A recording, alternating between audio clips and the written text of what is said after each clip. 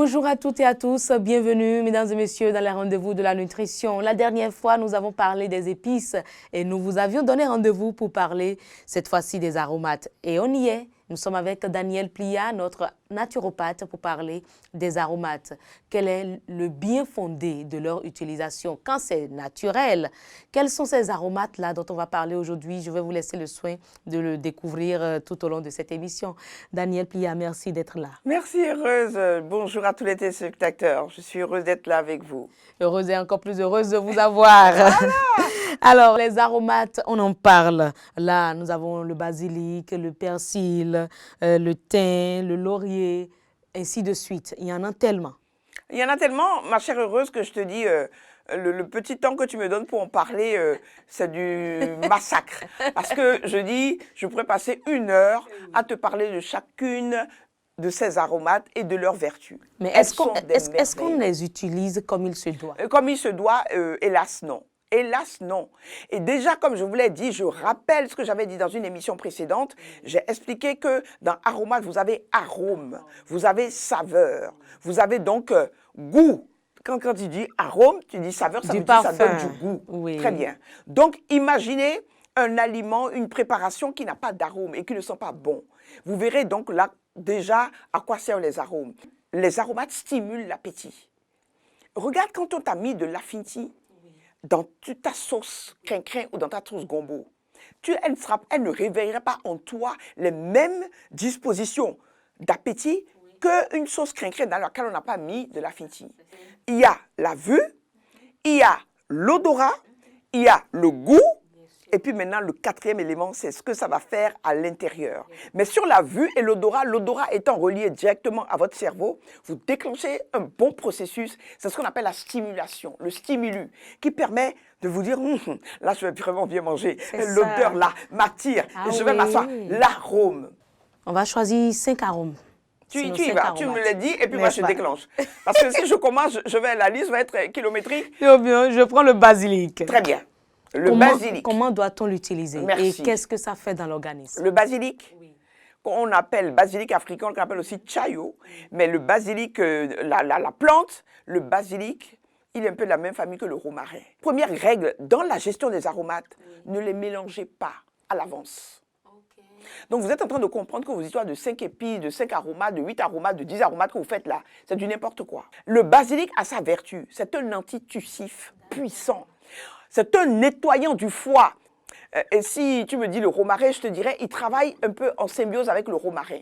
Le romarin, lui, et le basilic, ils vont drainer le foie. Vous avez des problèmes de ballonnement, des problèmes de digestion. Vous allez voir après ce qui va se passer. Vous allez désenfler le ventre. Vous n'allez pas avoir la RGO qu'on fait là, et puis on dit c'est parce que tu es bien rassasié. C'est une déformation de maldigestion. Vous êtes dans l'indigestion chronique et vous vous blaguez en disant quand je rôte là, ça veut dire que j'ai bien mangé. Attention, basilic, romarin, je vous ai parlé de leurs vertus. Si vous associez également l'anis étoilé, et l'anis vert, l'anis étoilé, lui, c'est le spécialiste des bonnes odeurs. L'anis étoilé et l'anis vert, quand vous mangez régulièrement, vous allez voir que ça aseptise vos selles.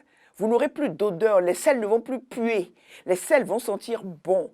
Et c'est ça le rôle des aromates. Quand je vous ai dit que quand ça arrive ici, oh là là, ça purifie, ça nettoie, ça aseptise et ça favorise des selles qui ne sont pas puante, nauséabonde, vous purifiez votre intestin. Donc, l'anis étoilé, lui, son autre nom, c'est la badiane. C'est comme en forme d'étoile, comme ça. C'est dur comme ça. Ça sent bon. Ça a une même famille un peu que le clou de girofle. Le clou de girofle, l'anis étoilé, l'anis vert, qui se rapproche lui plus du cumin, mais souvent les gens confondent l'anis vert et le cumin. Le cumin qu'on appelle en foncha, qui a des vertus extraordinaires. Donc, l'anis vert, en mélange avec l'anis étoilé, quand vous le prenez, vous pouvez le mélanger, les 4 là, si vous avez souvent des problèmes de gaz. Quand il y a des gaz nauséabonds. Je ne sais pas pourquoi je pète et ça sent mauvais. Commencez à utiliser dans votre alimentation l'anis étoilé, l'anis vert, la même famille. Vos enfants ou vous-même avez des problèmes de gaz régulièrement. Prenez ça en fin de repas et mettez ça en aromate dans la sauce. C'est tout bête, hein? J'en prends, je l'écrase et j'en mets dans la sauce. Donc, ça permet donc de pouvoir complètement favoriser la digestion. C'est vraiment des plantes de l'intérieur. Ok, mais qu'en est-il du persil? Ah, le persil. Lui, le persil notamment, je vous dis, c'est une plante aromatique, mais elle est particulière. L'arôme n'est pas aussi puissant que la menthe ou le basilic, mais le rôle qu'il joue. Je dis déjà, le persil, tu as des problèmes de vue, de vision est en train de s'intensifier dans la population. Tout le monde porte des verres. Et on le voit déjà depuis les petits-enfants. Le persil est une plante aromatique puissante pour gérer tous les problèmes de vue. Parce qu'elle purifie les artères, et les vaisseaux notamment. Vous savez, vos yeux sont irrigués avec des vaisseaux et quand le sang passe, quand vous commencez à baisser la vue, qu'est-ce qui se passe? Ça veut dire simplement que ces vaisseaux-là, ils se durcissent et que le sang n'arrive plus à passer normalement pour aller irriguer l'œil. Le persil est un dépuratif. Est-ce que tu m'entends? Dépuratif, c'est-à-dire que quand tu sens que le sang est épais, quand il y a des déchets, des toxines, tu en mets coupé dans tes assaisonnements, tu en mets dans tes sauces nature, frais comme ça, tu haches finement, généreusement une bonne poignée, mets-en dans ta sauce. Tu vas voir que progressivement, tu vas commencer mais qu'est-ce qui se passe? Je suis plus légère. Tu en mets nature, coupé dans ta salade, mange-le cru. Parce que là seulement tu prends la fibre, mais en même temps tu prends le jus. Donc vraiment c'est un aromate remarquable, comme je vous ai dit, qui a ses vertus extraordinaires. En dehors du persil, l'autre aromate, c'est le céleri. Ah, merci, mon céleri. Que peut-on dire du céleri? Le céleri, alors, il est un peu de la même famille que le persil, mais de manière plus spécifique. Et ça, je donne l'information aux hommes. Le céleri, un peu comme le gingembre, comme j'en avais parlé, il travaille, lui, notamment sur la prostate. Sur la prostate des hommes qui commencent à avoir des hypertrophies de la prostate. Vous consommez du céleri cru, frais, dans vos aliments, vous verrez qu'il va favoriser donc le désenflement de la prostate. Il est également un tonique. Tonique dans le sens où les hommes qui sont dans l'atonie spermatique, qui ont des problèmes de baisse de leurs spermatozoïdes, le céleri accélère la spermatogénèse. Donc si tu en fais des cures régulières, que tu en consommes, tu verras, il y a des substances, les substances minérales qui sont à l'intérieur, activent le foisonnement. D'abord, il favorise le foisonnement des spermatozoïdes et en plus, il favorise la mobilité. Donc, associé au persil, le céleri. Donc, bon pour la fertilité. Bon pour la fertilité. Et donc, vous devez savoir que vous l'intégrez. Pour les femmes, il joue un peu le même rôle. Plus vous en mangez cru, plus vous avez le totum, l'intégralité de tout ce que la plante apporte. Et vous pouvez le mettre également dans les sauces. Mais comme je l'ai dit, je le mets dans la sauce, pas plus de 15 minutes de cuisson. C'est ça. Et donc, j'en ai les bénéfices. Voilà pour le céleri. Eh bien, pour le thym. Le thym. Le thym, on va associer les deux, le thym et les feuilles de laurier. Très bien. Alors, c'est deux plantes un peu différentes, mais le thym, lui, retenez que lui, il a deux vertus. Le premier, c'est toute la partie ORL. Tous les problèmes respiratoires, les problèmes de congestion. Vous consommez le thym, c'est une merveille. Vous pouvez en mettre également en assaisonnement pour faire vos poissons. Vous pouvez en mettre pour faire des sauces à base de thym. Vous pouvez faire des sauces citronnettes. Je ne parle pas de sauce vinaigrette, mais de sauce citronnette à base de thym. Et puis la deuxième vertu du thym, c'est un ami du foie. Il permet de désengorger le foie. Lorsque vous en consommez, et c'est ça la puissance des aromates, parce que non seulement ils sont multi-axes, non seulement ils travaillent sur des zones particulières, mais ils sont ciblés également. Donc si j'ai vraiment un problème d'encombrement, d'engorgement au niveau du foie, je peux consommer donc des infusions de thym. Mais attention, comme je vous ai souvent dit, l'excès nuit. Toutes ces plantes-là, il y a des doses. Je vous dis par exemple, si vous faites une infusion de thym, si vous avez le thym en feuilles, voilà, pas plus d'une cuillère à café. Parce que si vous en mettez plus d'une cuillère à café, il devient un excitant nerveux. Tout ce dont je viens de vous parler, mesurer et avoir des doses, venez nous voir, on vous expliquera de manière concrète comment les utiliser. Maintenant, le laurier. Ah, le laurier, lui, il est particulier. C'est une plante, je dirais, si j'ai parlé la fois dernière du pendireku et des vertus. Je peux vous en citer une vingtaine, mais je vais vous en citer juste 3. D'accord. Le laurier, vous voyez l'erreur que vous faites les femmes. Vous prenez juste la feuille sèche et vous mettez dans la sauce. Moi, je dis, c'est pas ça.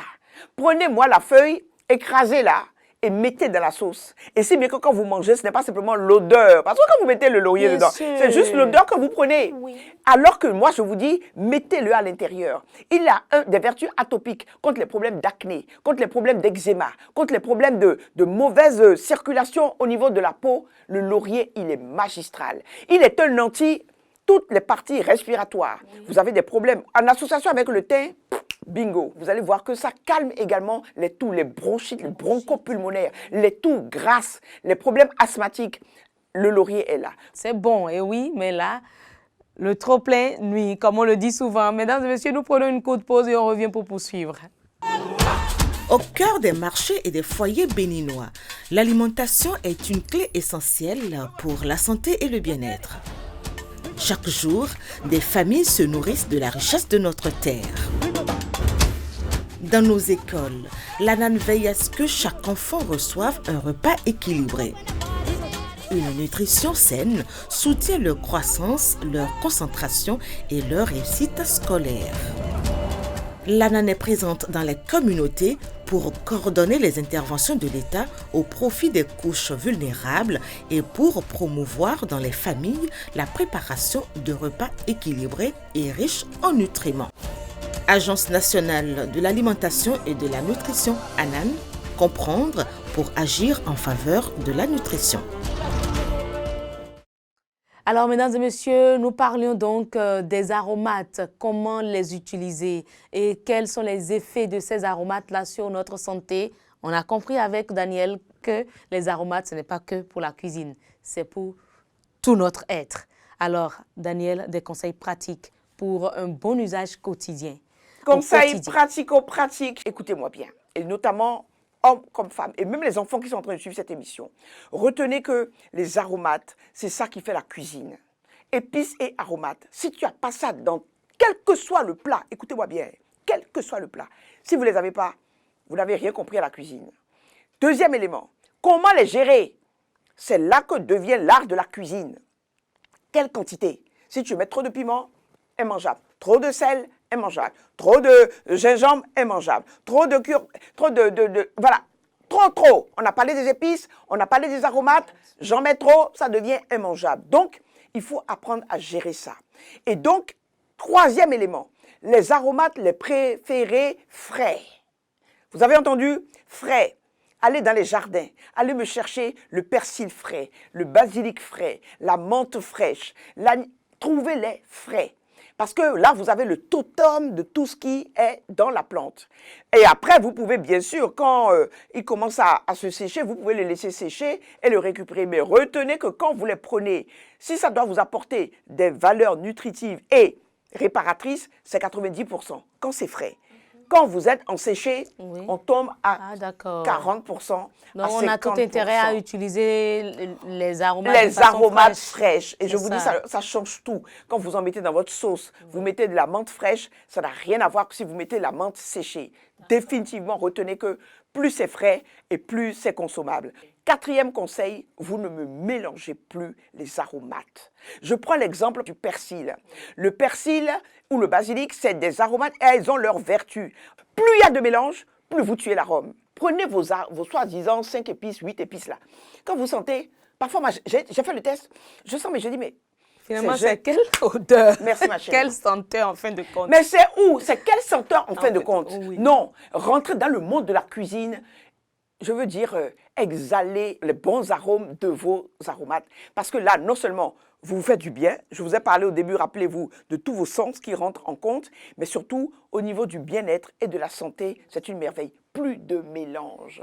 Donc, quand je vais manger, je peux prendre maintenant basilic et laurier. Pas de problème, je mets dans la sauce. Mais immédiatement, je mange. Donc, je prends tout. Mais quand vous les faites à l'avance, déjà, ils sont séchés. Vous perdez. 2, ils sont mélangés, ils perdent. Et 3, vous les laissez là pendant longtemps. Bien sûr. Et finalement, vous les consommez. On n'a rien de bon à la cuisine dans nos garde-manger. Rien du tout. Vous n'avez que des poisons.